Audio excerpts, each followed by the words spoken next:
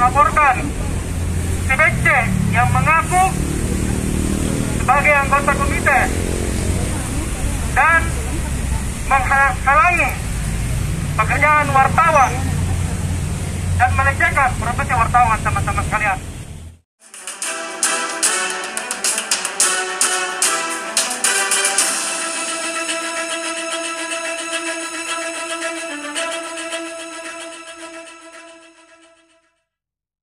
Jangan lupa subscribe channel Pewarta TV. Assalamualaikum warahmatullahi wabarakatuh. Kembali di channel Pewarta TV.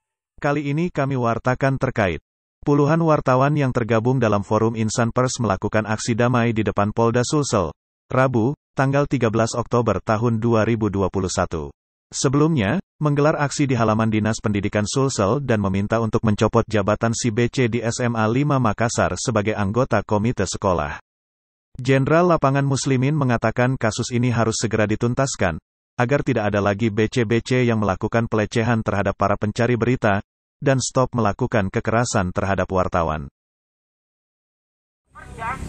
Sesuai dengan amanat undang-undang pers.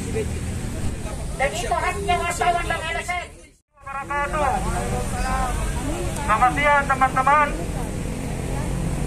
Pada hari ini kami di SMA 5 itu murni karena undangan dari Polda, dalam hal ini Humas Polda, untuk melakukan peliputan vaksinasi.